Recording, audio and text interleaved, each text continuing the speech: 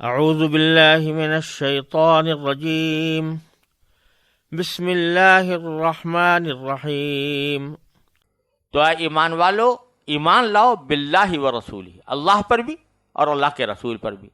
والکتاب الذی انزل علی رسولہ، اور اس کتاب پر بھی جو اللہ نے اپنے رسول پر نازل فرمائی ہے، والکتاب الذی انزل من قبل، اور اس کتاب پر بھی جو اللہ تعالی نے اس سے پہلے نازل فرمائی تھی۔ اس سے مراد در حقیقت تورات ہے، کیونکہ وہ کتاب جو باقاعدہ احکام پر مشتمل تھی، پچھلے آسمانی صحیفوں میں وہ تورات ہی تھی، اور تورات کے نزول کے بعد جتنے انبیاء کرام علیہ السلام تشریف لائے ہیں وہ سب کے سب تورات ہی کے پیروکار تھے، اور ان کے صحیفوں میں تورات کے خلاف کوئی بات نہیں تھی، تورات ہی کے اوپر عمل کرنے کی تاکید تھی۔ یہاں تک کہ حضرت عیسیٰ علیہ السلام پر جب انجیل نازل ہوئی تو اس میں بھی تورات کی خلاف ورزی کو جائز نہیں کیا گیا، بلکہ تورات کی پابندی کی تاکید کی گئی تھی۔ تو اس لیے یہاں پر کتابوں کے بجائے کتاب کا مفرد کا لفظ استعمال کیا گیا ہے، مراد اس سے تورات ہے، کیونکہ احکام پر مشتمل کتاب اس سے پہلی وہی تھی، تورات ہی تھی۔ پھر فرمایا کہ وَمَن يَكْفُرْ بِاللَّهِ وَمَلَائِكَتِهِ وَكُتُبِهِ وَرُسُلِهِ وَالْيَوْمِ الْآخِرِ، جو کفر کرے یعنی انکار کرے اللہ کا، اس کے فرشتوں کا، اس کی کتابوں کا، اس کے رسولوں کا اور یوم آخرت کا، تو فقط ضل ضلالا بعیدا، تو وہ بھٹک کر گمراہی میں بہت دور جا پڑا ہے۔ اور یہ بات یہ فرمائی ہے کہ ایمان لانے کے بعد بھی بعض لوگ اللہ بچائے نفاق کی وجہ سے کفر میں مبتلا رہتے ہیں، اس لیے ان کو یہ وعید سنا دی کہ بہت زبردست گمراہی میں مبتلا ہے۔ اور خاص طور پر ان منافقین میں بعض ایسے تھے کہ انہوں نے شروع میں ایمان کا اظہار کیا اور بعد میں کفر اختیار کر لیا، اور پھر ایمان لے آئے، پھر کفر اختیار کر لیا۔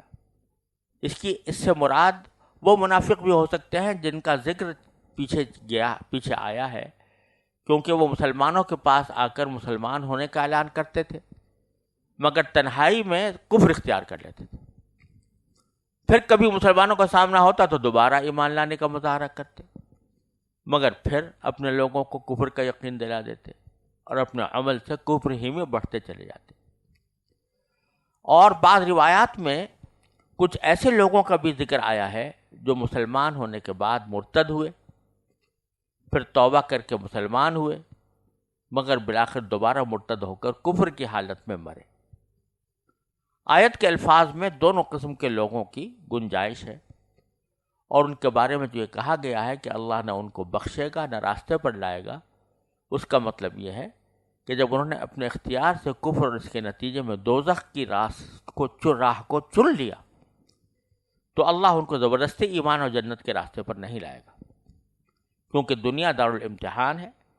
اور ہر شخص کا انجام اس کے اپنے اختیار سے چنے ہوئے راستے کے مطابق ہوتا ہے۔ اللہ نہ کسی کو زبردستی مسلمان بناتا ہے نہ کافر، اس لیے فرمایا کہ لم یکن اللہ لیغفر لہم ولا لیہدیہم سبیلا، کہ اللہ ان کو ہرگز بخشنے والا نہیں ہے اور نہ انہیں راستے پر لانے والا ہے، اور بلکہ آگے پھر ان کی مزید انجام کی خبر اللہ تعالیٰ نے ان الفاظ میں دی کہ بشر المنافقین بان لہم عذابا علیما، منافقوں کو یہ خوشخبری سنا دو کہ ان کو بہت دکھ دینے والا عذاب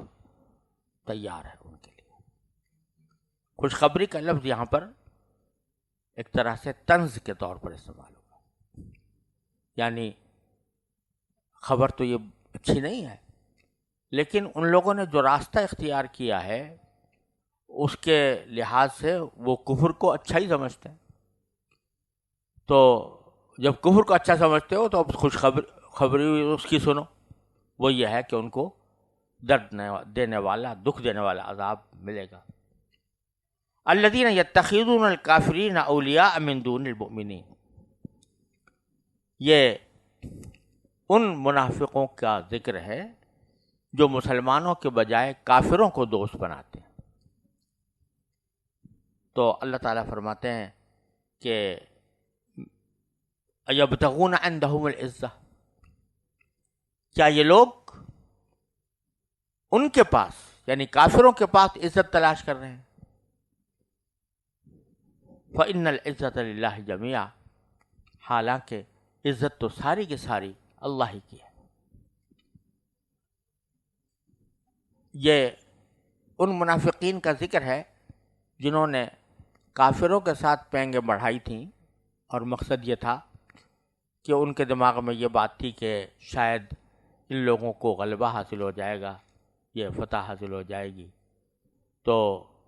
ہمیں بھی عزت ملے گی۔ تو اس خیال سے انہوں نے کافروں کے ساتھ دوستیاں بڑھائی ہوئی تھیں، ان کے ساتھ اٹھنا بیٹھنا بھی تھا، ان کے ساتھ چپ کے سازشیں بھی ہوتی تھیں، یہ خیال تھے کہ ان کو عزت ملے گی۔ تو اللہ تعالیٰ فرماتے ہیں کہ ان کے پاس جا کر عزت تلاش کر رہے ہو، عزت تو ساری اللہ کے قبضے میں ہے، عزت تو ساری اللہ تعالیٰ کے قبضے میں ہے، وہی عزت دینے والا ہے اور وہ عزت لینے والا ہے، چھیننے والا ہے۔ تو تم لوگ اللہ کو چھوڑ کر جو ان سے جا کر عزت کی راہ تلاش کر رہے ہو، یہ تمہیں آخر کار دوزخ میں لے جانے والی بات ہے۔ عزت آخر میں بالآخر اللہ تبارک و تعالیٰ کی ہے۔ تو اس میں یہ بتایا گیا ہے کہ کفار مشرکین کے ساتھ دوستانہ تعلقات اگر اس غرض سے رکھے جائیں کہ عزت ہمیں ملے گی ان سے، تو یہ در حقیقت منافقوں کا طریقہ ہے۔ سچے مسلمان کو دوستی اس غرض سے کہ مجھے وہاں عزت ملے، یہ مسلمان نہیں کرتا۔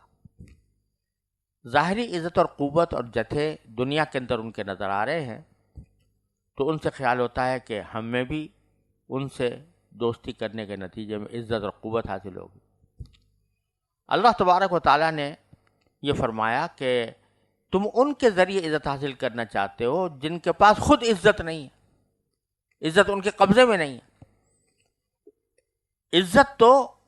اللہ تبارک و تعالیٰ کے لیے مخصوص ہے، اور مخلوق میں سے جس کسی کو کبھی کوئی قوت اور غلبہ ہوتا ہے وہ سب اللہ تعالیٰ کا دیا ہوا ہے۔ تو کس قدر بے عقلی کی بات ہے کہ عزت حاصل کرنے کے لیے اصل عزت کے مالک اور عزت دینے والے کو تو ناراض کیا جائے اور اس کے دشمنوں کے ذریعے عزت حاصل کرنے کی کوشش کی جائے۔